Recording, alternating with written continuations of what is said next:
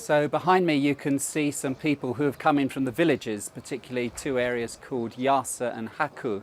And they've moved in here because their villages were destroyed by landslides.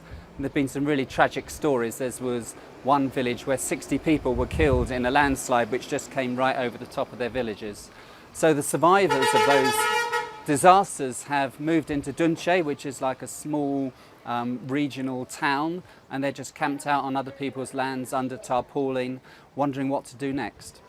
So when Samaritans Purse first arrived in this area, our response was to give people items to help them meet their immediate needs. So that would have been tarpaulins, blankets, kitchen kits, so we'd give them plates, cups, cutlery, just the basic things to enable them to cook and to survive the very cold nights. So you can imagine these people, everything's fallen on top of what they had in their homes. They've lost their food that was buried under the rubble. They've lost their bedding. They've lost most of their clothes. Tragically, a lot of them have lost family members under the rubble as well. So you're really starting people from nothing. A lot of people have been really shaken. Lots of the Nepali people are quite traumatized. They don't really quite know what to do. A lot of them are camping out on the hills, and because of that they have no toilets. Because of that they are beginning to get dysentery.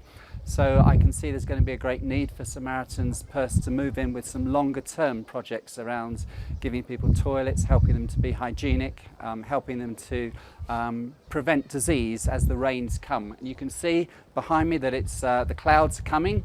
We're at the beginning of the monsoon and the winds are going to get up, the rain is going to get stronger, and it's going to be really difficult to live here under tarpaulin. The tarpaulin is going to be blowing about.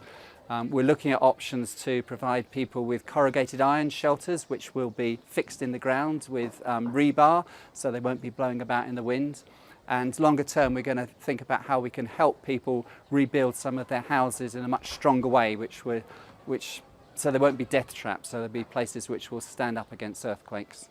I would really appreciate people's prayers for our team. Our team is working in quite difficult and dangerous situations, and we've already had one landslide on the single road which connects us to the outside world.